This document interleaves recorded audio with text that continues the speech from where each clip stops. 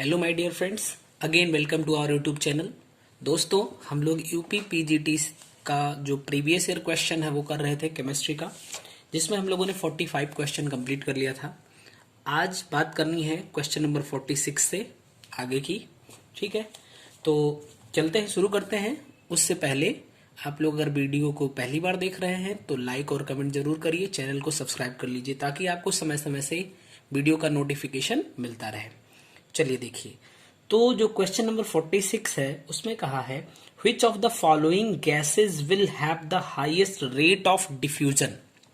ठीक है, ऑप्शन में है आपका O2, दूसरा ऑप्शन है CO2, तीसरा NH3 and fourth number N2। ये चार ऑप्शन में है, इसमें से किस गैस के लिए रेट ऑफ डिफ्यूजन जो होगा वो हाईएस्ट होगा। ठीक है, अब इसको सॉल्व करना है। उससे पहले आप देखिए, यानी कि ये आपका गैसियस स्टेट से रिलेटेड क्वेश्चन हो गया, जिसमें चूंकि ये डिफ्यूजन की बात कर रहा है तो ग्राहम्स लॉ ऑफ डिफ्यूजन अगर आप लोगों ने पढ़ा होगा, याद होगा आपको। ठीक है, तो क्या कहता है, according to Graham's law of diffusion. ठीक है, क्या कहता है Graham's law of diffusion, at constant temperature and pressure, at constant temperature and pressure the rates of diffusion, the rates of diffusion of gases are inversely proportional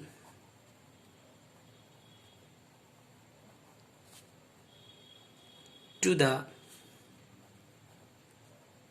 square root of their densities, या फिर आप कह सकते हो molar mass. दोनों चीजें आप कह सकते हो। इसका मतलब रेट जो होगा वो प्रोपोर्शनल होगा 1/√। अगर डेंसिटी की बात कर रहा है तो D लिख सकते हो आप, और या फिर अगर आप मोलर मास की बात हो रही है तो इसको M लिख सकते हो। तो अगर हम इसको R1/R2 लिखें then what we can write, ध्यान से देखिएगा, इसको हम लिख सकते हैं √D2/D1। अगर ये R1 होगा तो ये D1 होगा।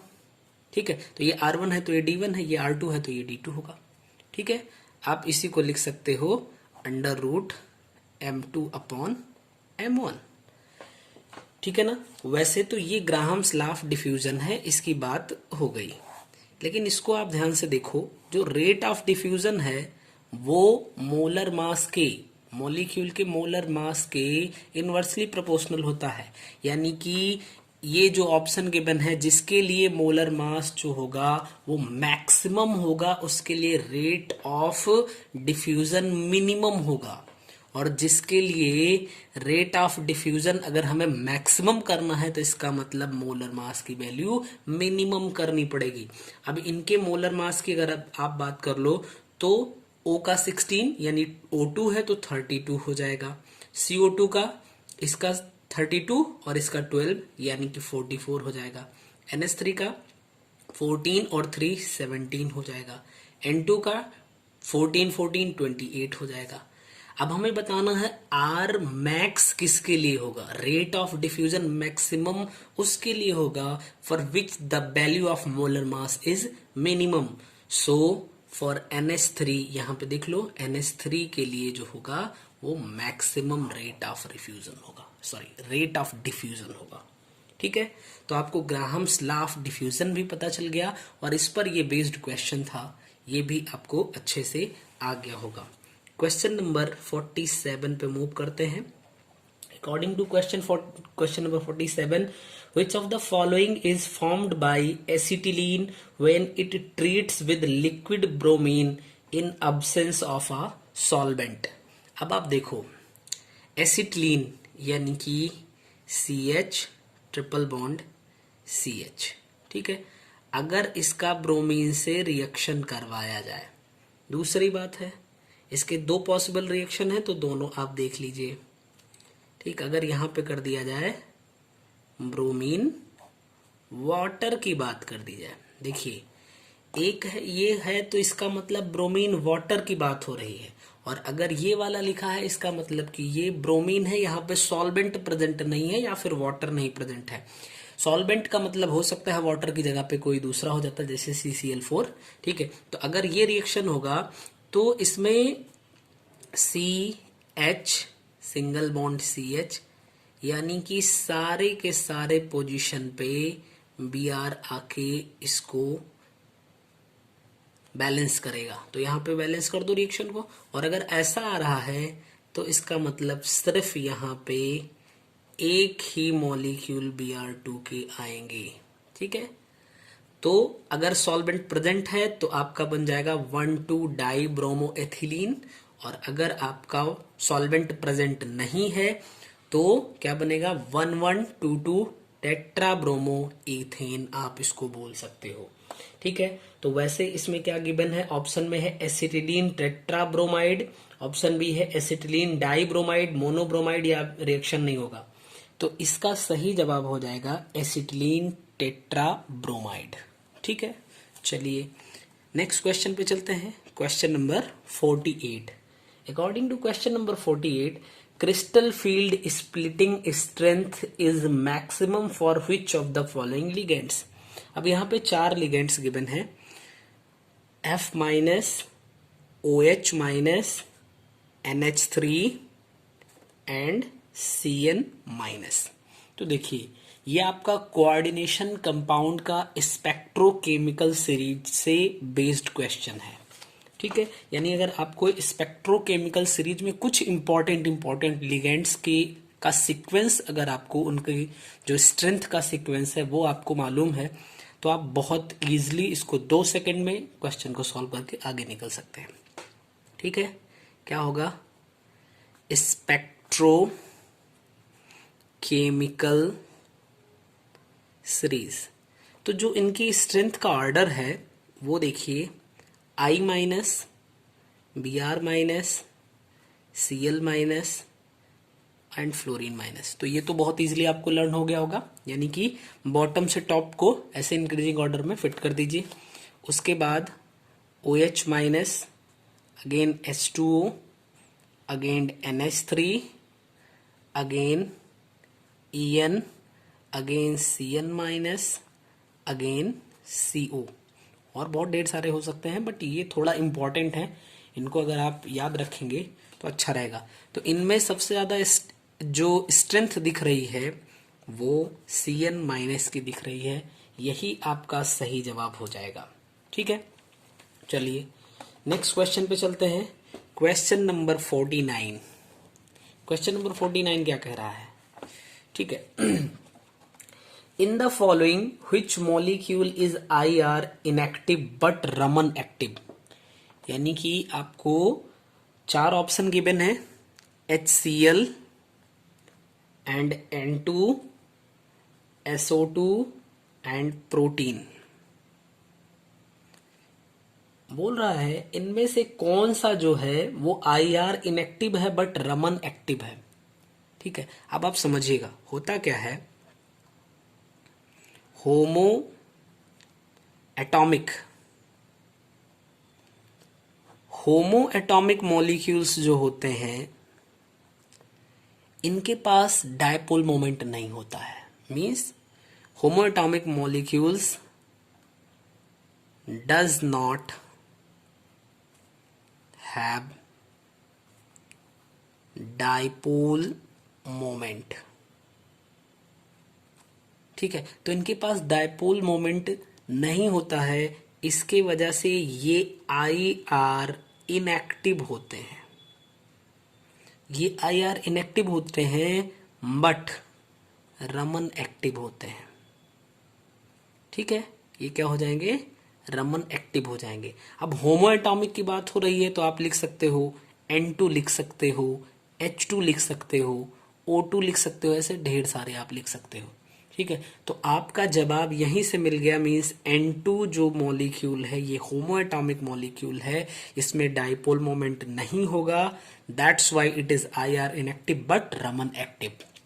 लेकिन अब यहां पे हम एक बात और देख लें कि अगर ये हेट्रो एटॉमिक हो जाए, hetero atomic molecules have dipole moment, यानी होमो एटॉमिक में डाइपोल नहीं होता बट हेट्रो एटॉमिक में डाइपोल मोमेंट्स होगा, हैव डाइपोल मोमेंट्स, और इसी वजह से means and are IR active, ये IR एक्टिव हो जाते हैं। अगर एग्जाम्पल के बतौर आप बात करो, HCl you can write NO, you can write CO ETC। ठीक है, तो क्वेश्चन नंबर 49 जो है उसको आपने देखा और उससे रिलेटेड आपने एक बेहतर एक्सप्लेनेशन देखा। ठीक है, चलिए नेक्स्ट क्वेश्चन पे चलते हैं। नेक्स्ट क्वेश्चन है, in aqueous solution of a salt of one of the given lanthanide ions is used as volumetric standard in redox reaction, identify the lanthanide ions। देखिए, यानी कि ये है क्वेश्चन नंबर 50। इसमें बोल रहा है कि आपको चार ऑप्शन गिवन है, जिसमें है Ce4+, second option is PR4+, third option is TB4+, and fourth option is DY4+। Okay, अब इसमें देखिए क्या होता है। एक्वस सॉल्यूशन की अगर बात करें, मीन्स की इन एक्वस सॉल्यूशन, ध्यान से देखिएगा,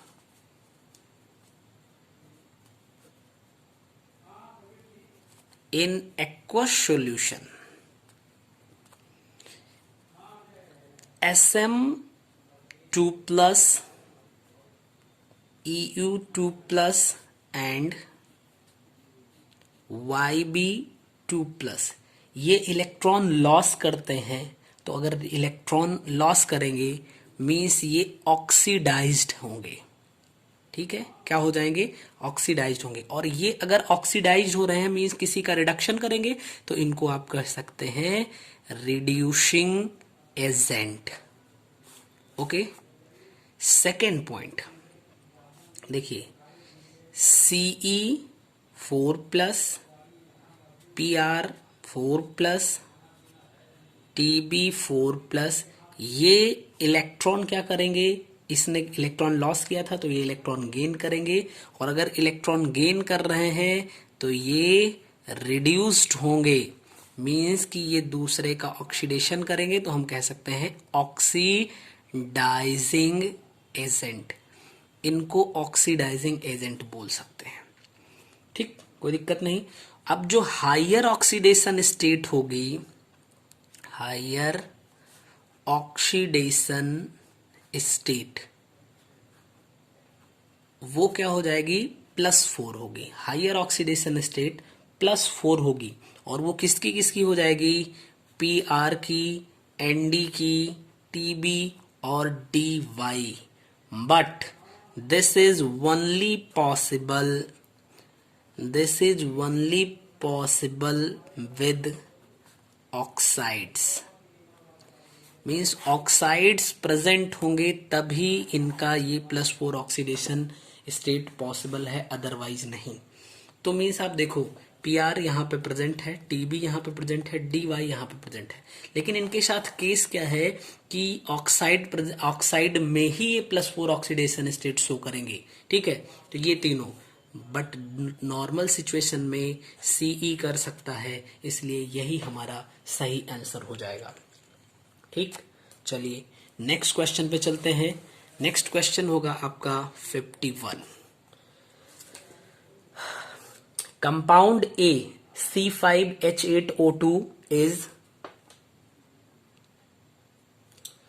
C5H8O2 is pentane with NH2OH. A forms and also gives positive iodoform tolerance test. Which of the following the structure of A?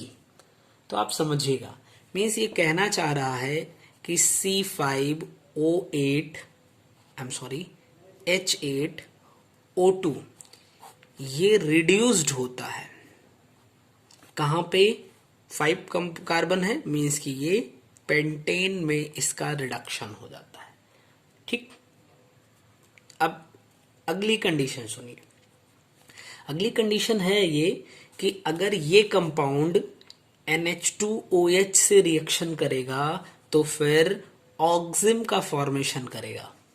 यहाँ पे कंपाउंड ए है, ठीक है, जो भी होगा ये कंपाउंड ए है, हम नहीं पता आगे।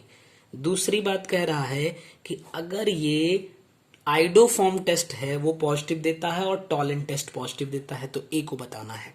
मीन्स ए जो है वो क्या कर रहा है, टॉलेंट टेस्ट भी पॉजिटिव दे रहा है और आइडोफॉर्म टेस्ट भी दे रहा है पॉजिटिव। आप समझो, अगर कोई है NH2OH से रिएक्शन करके ऑक्सिम दे रहा है, मीन्स कि यहाँ पे C+O कार्बोनिल ग्रुप यहाँ पे प्रेजेंट होगा।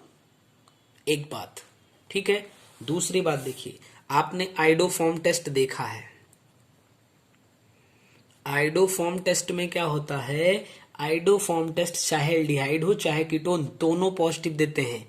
मीन्स CHO हो या फिर C+O हो, ठीक है, इसको हम R कह देते हैं एंड R'। एल्डिहाइड हो या फिर कीटोन, ये दोनों ही पॉजिटिव टेस्ट देते हैं, ठीक है, आइडोफॉर्म टेस्ट में। लेकिन एक बात यहां जरूरी क्या है कि CH3CO प्रेजेंट होता है, ठीक, CH3CO यहां पे प्रेजेंट है, तो मीन्स कि अगर कंपाउंड ए जो है वो NH2OH से रिएक्शन करके ऑक्सिम फॉर्म करता है तो मीन्स उसमें CO प्रेजेंट होगा। पहली बात, ये आइडोफॉर्म टेस्ट दे रहा है, मीन्स CH3CO भी प्रेजेंट होगा। अब दूसरी बात, अगर टॉलेंट टेस्ट दे रहा है, टॉलेंस टेस्ट, अगर टॉलेंट टेस्ट दे रहा है पॉजिटिव, तो हमें पता है कि यहाँ पे टॉलेंट टेस्ट CHO जो होता है यानी एल्डिहाइड वो तो पॉजिटिव देता है, बट जो कीटोन होते हैं वो निगेटिव टेस्ट देता है, ठीक। तो मीन्स यहां से भी पता चल गया कि CHO यहाँ पे क्या है, प्रेजेंट है। तो अब तीनों को आप रिजम्बल कर दीजिए एक साथ, मीन्स कि CO प्रेजेंट होना चाहिए, CH3CO प्रेजेंट हो, देखो CO तो इसमें आ गया, तो इन दोनों को आप रेजोनेट करिए, CH3CO भी प्रेजेंट होना चाहिए और CHO भी प्रेजेंट होना चाहिए। तो फर्स्ट ऑप्शन है इसका, फर्स्ट ऑप्शन है CH3CO CH2 CH2 CHO, मैं लिख दे रहा हूं, ठीक है। फर्स्ट ऑप्शन है CH3CO CH2 CH2 CHO। मुझे लगता है अब सेकंड ऑप्शन या थर्ड ऑप्शन लिखने की जरूरत नहीं है, क्योंकि यहाँ पे देखो CH3CO भी प्रेजेंट हो गया और CHO भी प्रेजेंट हो गया, मींस यही हमारा सही आंसर हो जाएगा, हमें और ऑप्शन लिखने की जरूरत नहीं है। फिलहाल ये इत्तेफाक है और आगे 3 ऑप्शन लिखने से टाइम ही वेस्ट होगा, तो इसलिए मैं इसको ड्रॉप कर रहा हूं। चलिए नेक्स्ट क्वेश्चन पे चलते हैं। Question number 52, which of the following is the conjugate acid of NH3। तो आप देखिए NH3 के पास यहाँ पे लोन पेयर इलेक्ट्रॉन है, यानी कि ये बेस की तरह बिहेव करेगा। अगर हम इसका किसी एसिड से रिएक्शन करवा दे, सपोज दैट HNO3 से हमने इसका रिएक्शन करवा दिया, तो ये एसिड फॉर्म करेगा, ठीक है ना। एसिड का काम क्या होता है, H+ डोनेट करना, इसके पास जाएगा, NH4+ का फॉर्मेशन होगा एंड NO3- का फॉर्मेशन होगा। तो एसिड जो है ना वो कन्वर्ट होता है कांजुगेट बेस में, और जो बेस होता है वो कांजुगेट एसिड में कन्वर्ट हो जाता है। मीन्स NH3 बेस का जो कांजुगेट एसिड होगा वो NH4+ हो जाएगा, यही आपका सही जवाब होगा, ठीक ना। चलिए नेक्स्ट क्वेश्चन पे मूव करते हैं। क्वेश्चन नंबर 53, क्वेश्चन नंबर 53 बोल रहा है among the pairs of metallic oxides members of which pair dissolve both in HCl and NaOH। तो आप देखिए ऑप्शन पे है LiO and BeO, option B है BeO and Al2O3, option C है Li2O and MgO, option D is BaO and MgO। तो आप समझिए जो मेटल्स होते हैं खासकर जिसमें S ब्लॉक के मोस्ट ऑफ द मेटल्स और D ब्लॉक के, तो आप जनरल वे में ये समझिए कि जो मेटालिक ऑक्साइड्स होते हैं, मेटालिक ऑक्साइड्स वो कैसे होते हैं, वो बेसिक नेचर के होते हैं या फिर आप इसको एल्कली नेचर के होते हैं बोल सकते हैं। जो नॉन मेटालिक होते हैं, जो नॉन मेटालिक ऑक्साइड्स होते हैं वो कैसे होंगे, वो एसिडिक हो जाएंगे। ठीक है, बट अब बचा इसमें जो मेटल ना हो, नॉन मेटल ना हो, यानी मेटलॉइड की कैटेगरी हो। ठीक है, यानी कि कुछ ऐसे भी होते हैं एलिमेंट्स कि जिनके जो ऑक्साइड्स होते हैं यानी कि मेटालिक ऑक्साइड्स वो ना तो एसिड वो बेसिक होंगे ना एसिडिक होंगे, वो कैसे होते हैं, एम्फोटेरिक होते हैं। एम्फोटेरिक का मतलब जिसमें एसिडिक और बेसिक दोनों नेचर प्रेजेंट हो। तो अगर इसमें बेसिक और एसिडिक दोनों नेचर प्रेजेंट है तो ये क्या करेगा, ये एसिड में भी और एल्कली दोनों में डिसॉल्व हो जाएगा। मींस कि एसिड एंड एल्कली दोनों में डिसॉल्व होगा। ठीक है, कोई दिक्कत नहीं। तो आज टोटल हम लोगों ने 53 क्वेश्चन तक देखा। अब आगे से यानी 54th नंबर क्वेश्चन से हम लोग नेक्स्ट वीडियो में बात करेंगे। तब तक के लिए आप सभी लोग बहुत अच्छे से अपनी प्रिपरेशन करते रहिए। जय हिंद।